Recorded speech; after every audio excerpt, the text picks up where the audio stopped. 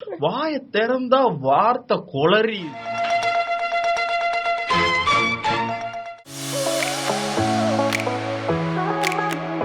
Never stop learning, never stop growing,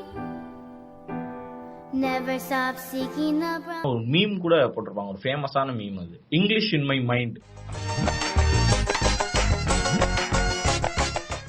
அதாவது எனக்கு நாலேஜா அது இருக்கு, ஆனா அப்ளிகேஷனா வரும்போது என்னால அதை சொல்ல முடியல. You will definitely need a tutor. இப்ப நான் ஒரு முக்கியமான ஒரு சந்தேகம், எனக்கு இருக்கக்கூடிய சந்தேகம் நிறைய பேருக்கு இது இருக்கும்னு நினைக்கிறேன் மேம். இப்ப சொற்களுக்கான பொருள் என்னங்கிறது தெரியுது மேம் எனக்கு.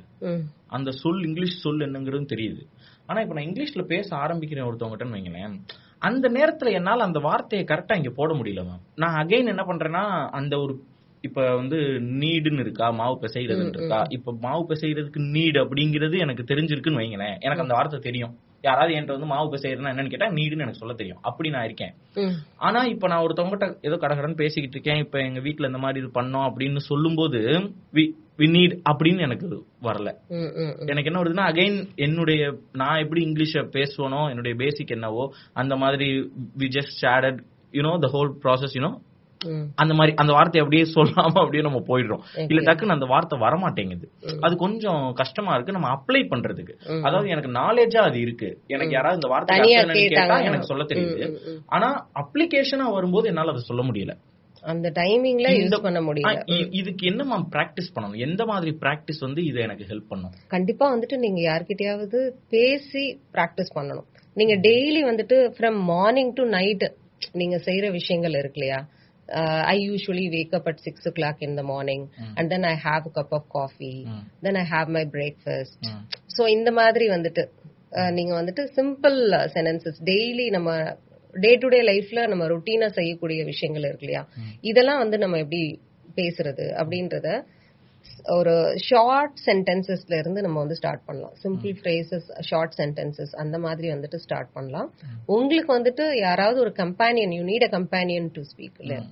இப்ப நீங்க பேசும்போது நிறைய பேருக்கு ஃப்ரெண்ட்ஸ் சர்க்கிள்ல உனா பீட்ரு அந்த மாதிரி ஏதாவது கமெண்ட் பண்றதுக்கு அப்ப அவங்க என்ன பண்ணிடுவாங்கன்னா அப்படியே அந்த இடத்துலயே டம்ப் பண்ணிடுவாங்க. ஒரு ட்ரை பண்ண வரவங்களையும் அவங்களுக்கு ஃப்ரெண்ட்ஸ் ஏதாவது கேலி பண்ணுவாங்க அப்படின்னு சொல்லிட்டு ட்ரை பண்ணாம இருக்கிறதுக்கான வாய்ப்புகள் இருக்கு.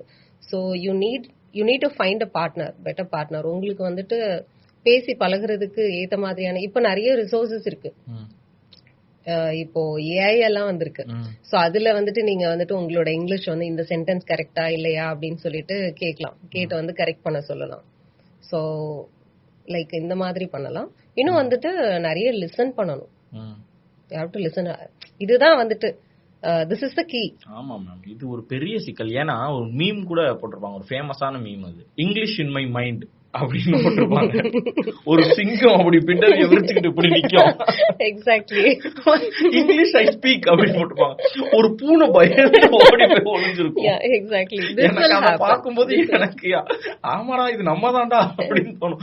மைண்ட் அளவுல என்னையமா ஆளே இல்லடா அப்படின்னு வாய திறந்தா வார்த்தை கொளறி தக்கா புக்கான்னு என்னென்னமோ ஆகி பேச முடியாத மாதிரி போயிடுது மேம். இதுதான் இன்னைக்கு தேதிக்கு இருக்கக்கூடிய பெரிய சிக்கலே. ஆமா, இப்ப நான் பேசின வரைக்கும் மேம் கிட்ட நான் அப்சர்வ் பண்ணிருக்கிறது என்னன்னாங்க, நம்ம நிறைய லிசன் பண்ணிக்கிட்டே இருக்கணும்.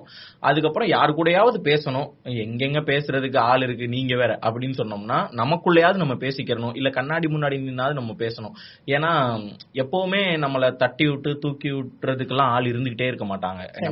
நம்ம தான் நம்மள அப்பப்ப கொஞ்சம் அப்லிஃப்ட் பண்ணிக்கிறணும். டே கொஞ்சம் எந்திரா அப்படின்னு சொல்லி நம்மளே தான் தூக்கி விட்டுக்கணும்.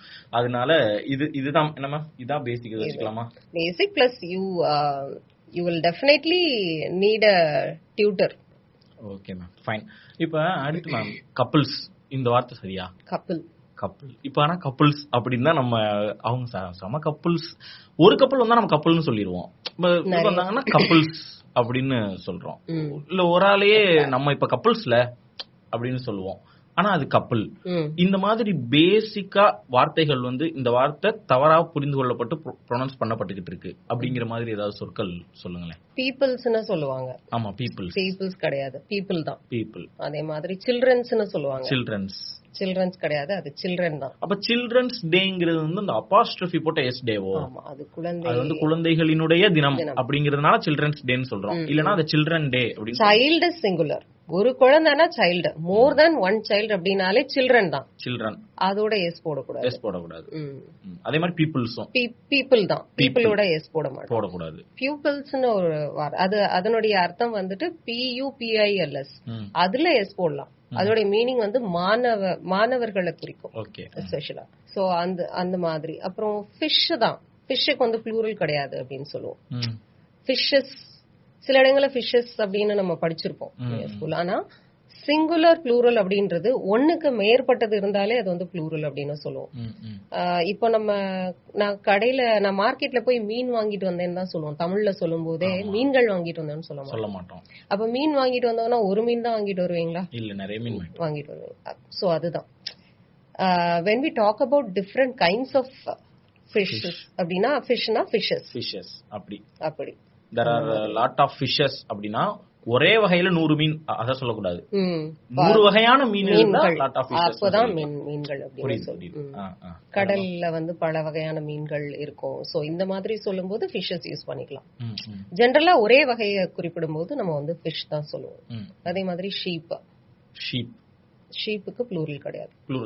ஷீப் தான் கூட்டமா ஷீப் தான் லைக் இந்த மாதிரி இருக்கு. Okay ma'am. இதே மாதிரி நீங்களும் ஈஸியா இன்ட்ரெஸ்டிங்கா இங்கிலீஷ் கத்துக்கணும் அப்படின்னா எங்களோட லைவ் ஆன்லைன் கிளாஸஸ் இருக்கு. லைவ் எடுத்துக்க முடியாதவங்க ப்ரீ ரெக்கார்டட் வீடியோஸ் கூட பர்ச்சேஸ் பண்ணிக்கலாம். அது பத்தின டீடைல் வேணும் அப்படின்னா ஸ்கிரீன்ல தெரியுற இந்த நம்பருக்கு கான்டாக்ட் பண்ணலாம். Thank you so much for clicking this video. I'll meet you soon with another interesting lesson in the next video. Till then, you take care. It's bye from Malar. See you.